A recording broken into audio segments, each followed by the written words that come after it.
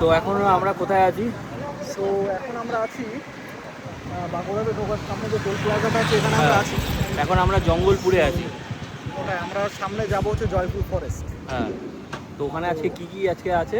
ওখানে অ্যাক্টিভিটি বলতে ওখানে গিয়ে আমরা লাঞ্চ করব।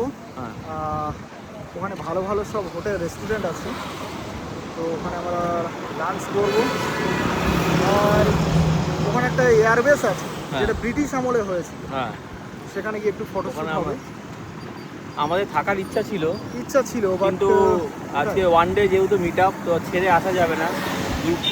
গ্রুপ ছেড়ে আমরা চলে আসি, তো এটা খারাপ হবে। 15ই আগস্ট যাচ্ছি কোথায়?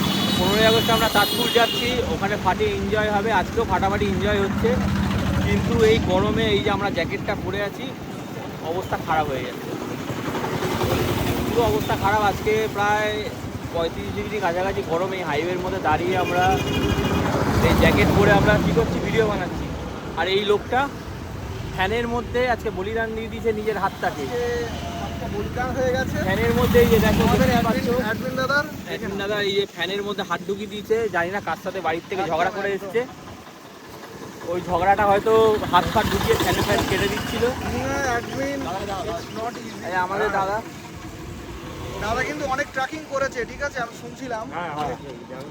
নর্থ ইস্ট করে আছে 7 সিস্টার। তাহলে দাদা যদি করতে পারে, আমরা কেন করতে পারবো না? একদম দাদাদের দেখেই আমাদের জোশ এসছে। আমাদের ইন্সপিরেশন সত্যি। হ্যাঁ, দাদাকে দেখেই আমাদের জোশ এসছে। আমরাও এগাবো আস্তে আস্তে। এলে এরকম অনেক সৌগতা বিস্কুট খাচ্ছে, ডিজাইন করা ভারে।